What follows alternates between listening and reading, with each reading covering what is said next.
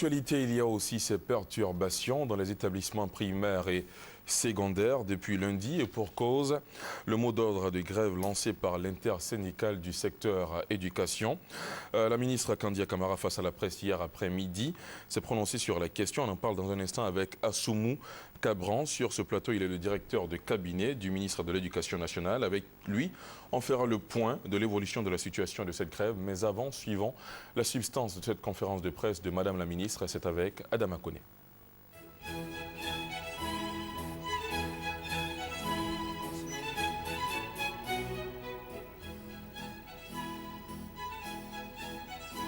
Ils sont à leur 6e arrêt de travail en l'espace de 7 mois.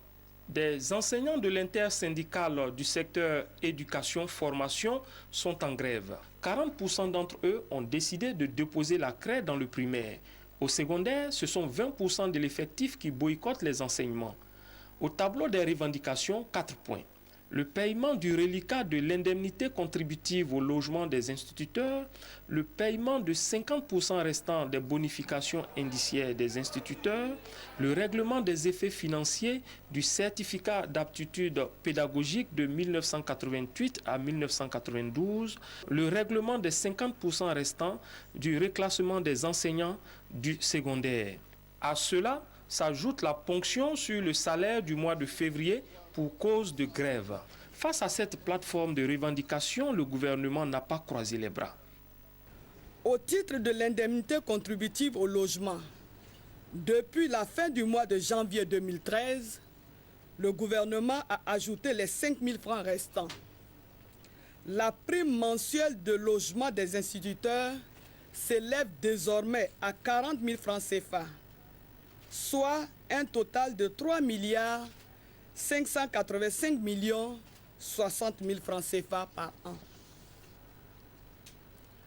En ce qui concerne la bonification indiciaire, le gouvernement a payé 25% à la fin du mois de mars 2013, avec en sus le rappel des mois de janvier et février, portant ainsi à 75% le taux d'exécution des engagements pris par l'État en 2007.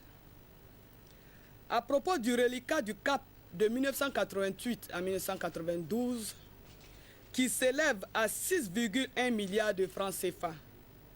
Selon un accord avec les syndicats, le gouvernement devait en exécuter le paiement en 3 tranches de 2 milliards de francs CFA chacune. La première tranche a été effectivement payée en juillet 2012. La seconde le sera en mai 2013 et la dernière en 2014. Les instituteurs issus des CAFOP ainsi que les 5 000 enseignants bénévoles nouvellement recrutés ont commencé à percevoir leur salaire avec rappel. Les 3 000 enseignants contractuels exerçant dans nos classes perçoivent régulièrement les émoluments qui s'élèvent à 3 milliards de francs CFA. S'agissant des revendications des enseignants du secondaire, le gouvernement a payé 25% des effets financiers du reclassement à la fin du mois de mars 2013, avec rappel des mois de janvier et février, portant à 75% le taux d'exécution des engagements pris par le gouvernement en 2007.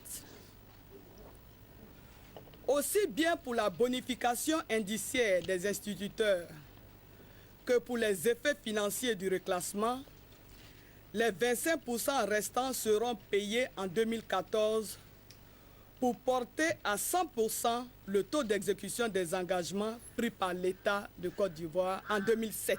Pour l'heure, ce sont au total 45,9 milliards de nos francs qui ont été dégagés pour le seul secteur de l'éducation-formation.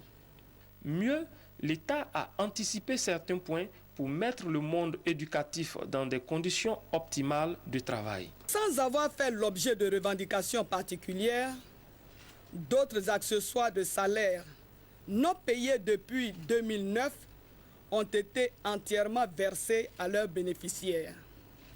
Il s'agit des primes destinées aux directeurs d'école, des primes accordées aux maîtres d'application, des primes pour les études surveillées qu'assurent les maîtres de CM2 dans le cadre de la préparation de l'examen du CEP.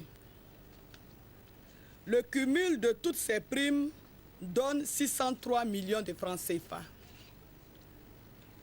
Les frais de carburant destinés aux conseillers pédagogiques du préscolaire et du primaire ont été également entièrement payés. Et cela s'élève à 140 millions de francs CFA. Il est clair que l'État prend le dessus dans la confrontation entre les revendications syndicales et les réalisations gouvernementales.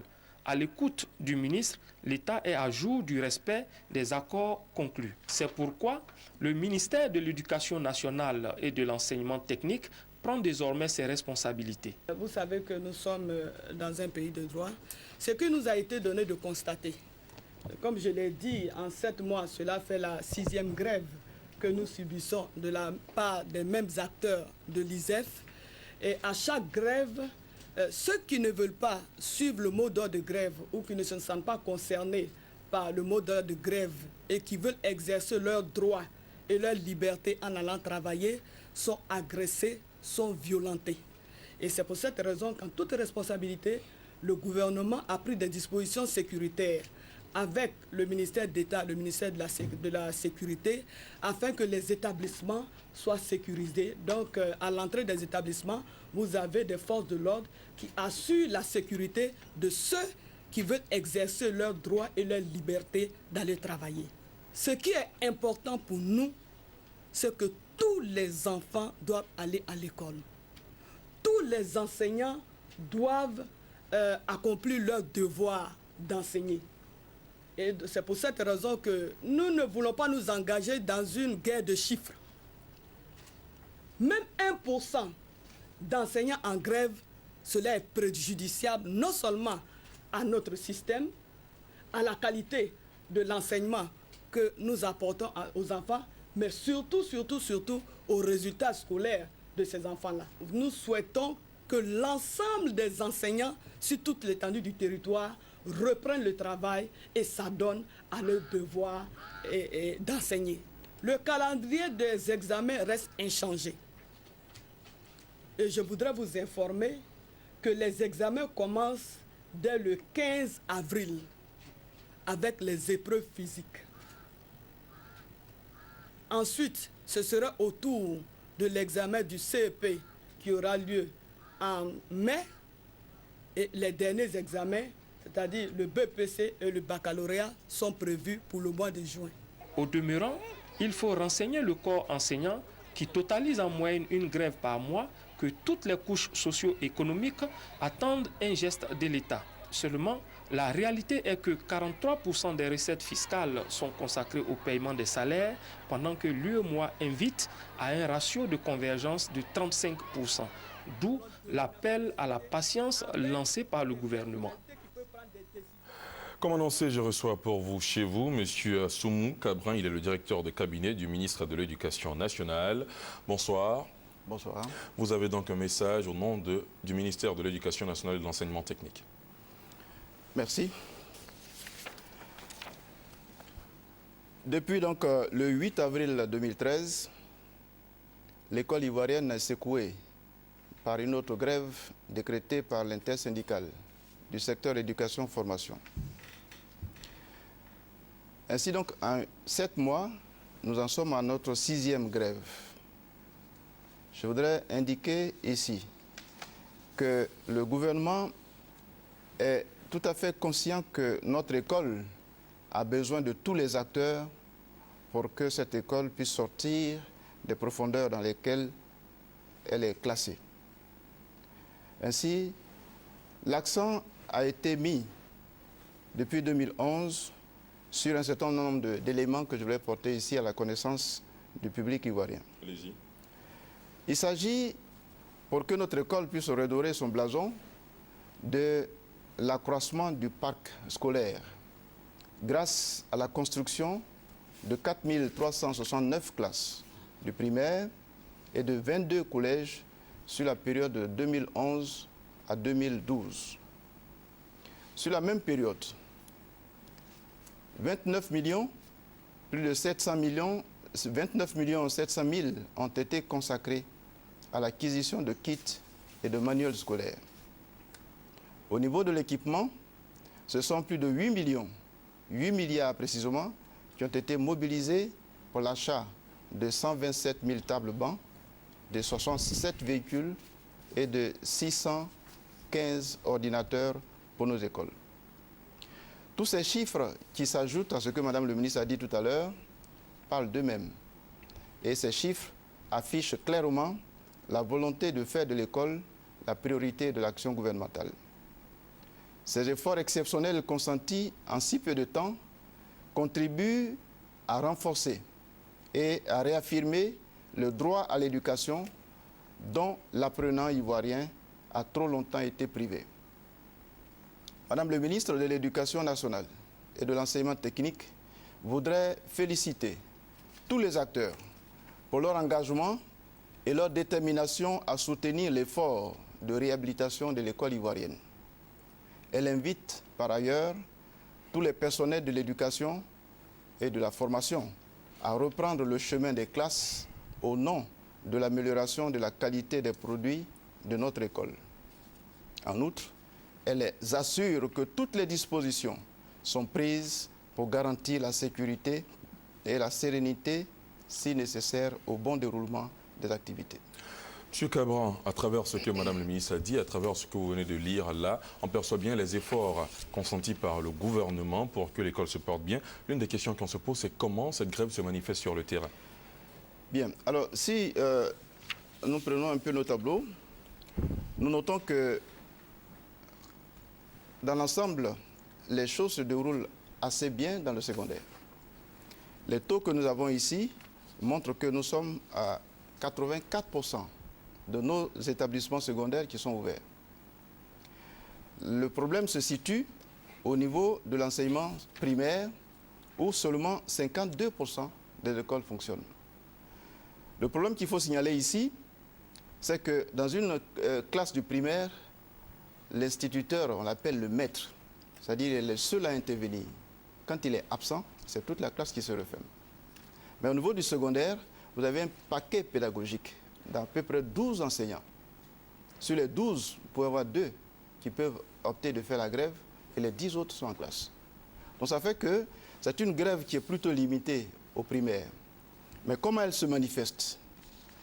Vous me donnez là l'occasion de dire que nous avons constaté que certains enseignants passent d'un point à un autre, d'une ville à une autre, pour déloger leurs camarades.